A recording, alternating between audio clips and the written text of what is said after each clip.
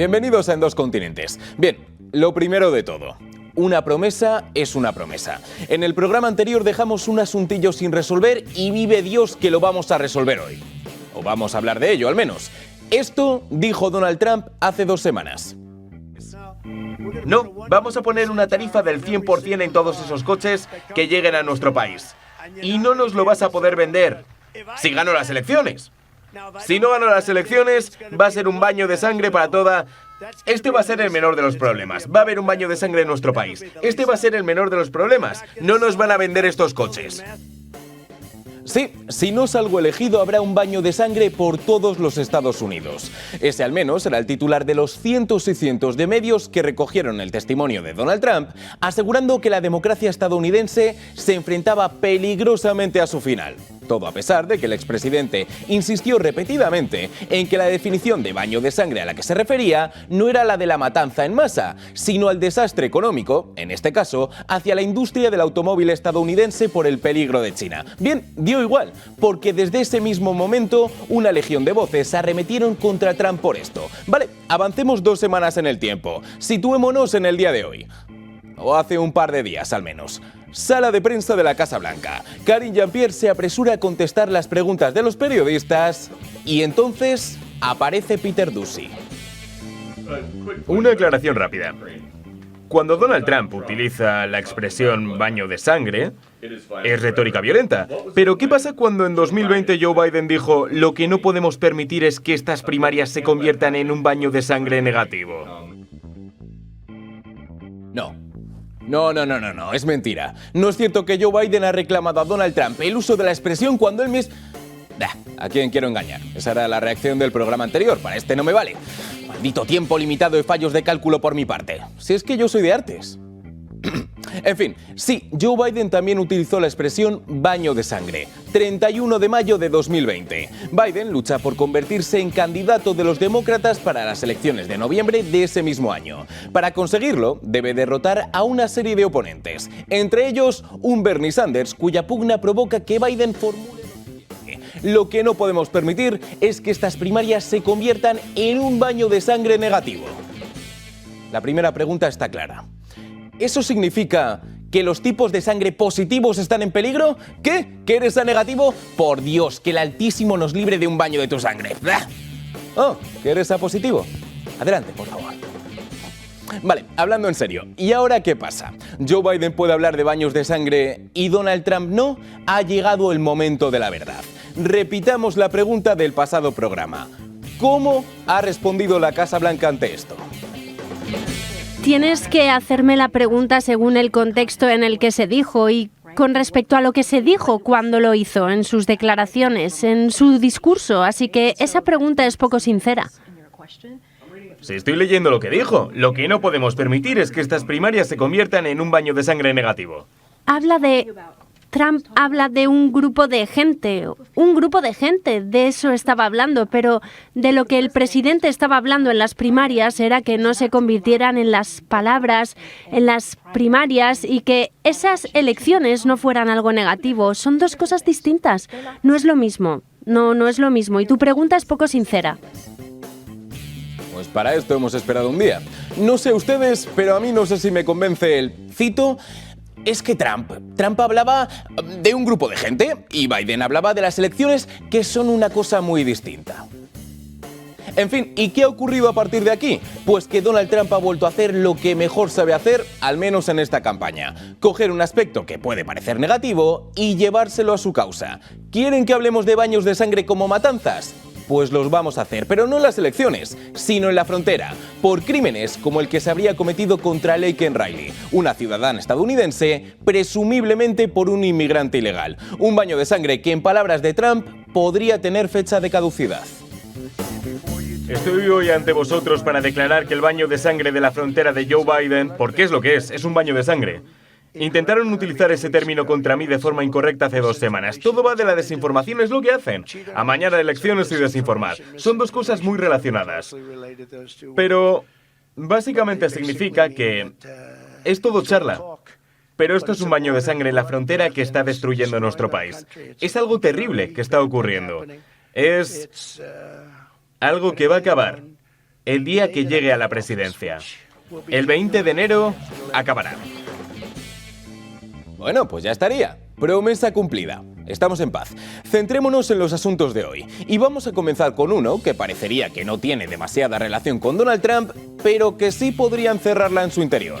Todo parece indicar que Estados Unidos finalmente proporcionará una ayuda de 60.000 millones de dólares para Ucrania si es que Mike Johnson acaba lanzando la medida en la Cámara de los Representantes. La cuestión es hasta cuándo dura esto, cuánto tiempo se necesitará hasta que el Congreso luche por una nueva ayuda. Y aquí es donde aparece la OTAN. Por ello, los ministros discutirán sobre cómo la OTAN puede asumir la responsabilidad para coordinar el equipamiento militar y la formación.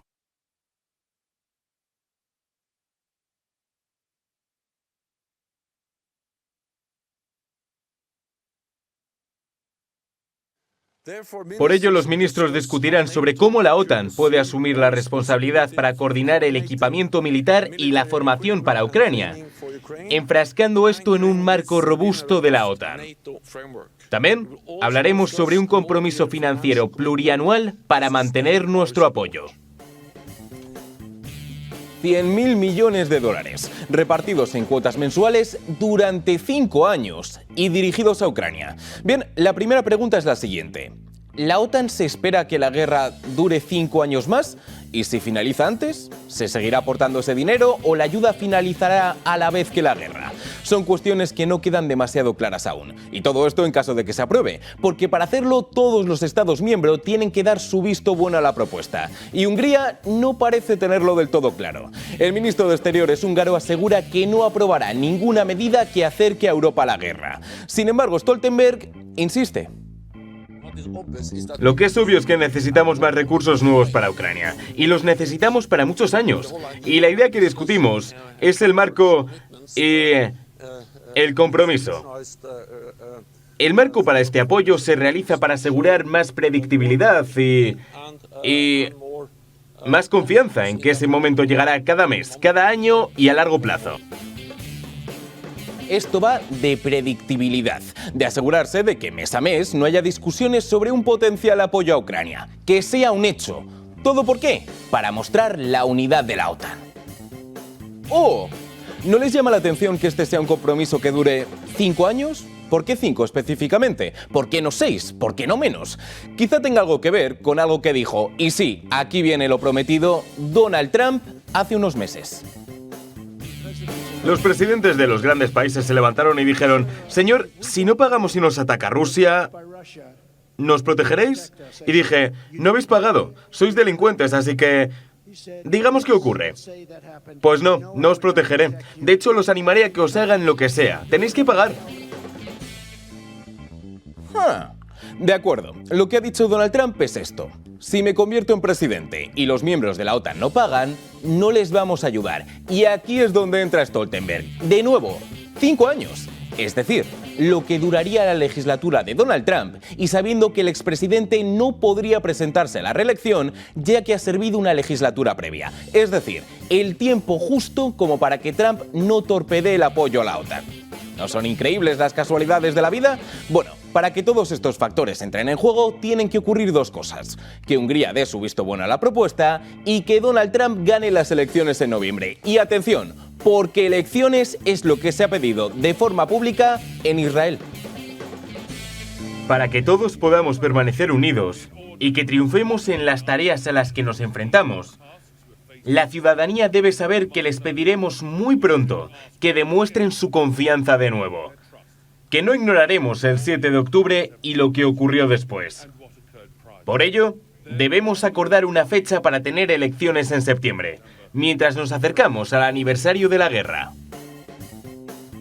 Vale, todo esto es realmente interesante. El hombre que hemos visto se llama Benny Gantz. Es un exgeneral que siempre se ha mostrado en contra de Benjamin Netanyahu hasta los ataques del 7 de octubre, cuando Gantz, un enemigo declarado del primer ministro, entró en el Consejo de Guerra. ¿Por qué? Las explicaciones oficiales aseguran que se debió a un intento de mostrar unidad ante el conflicto.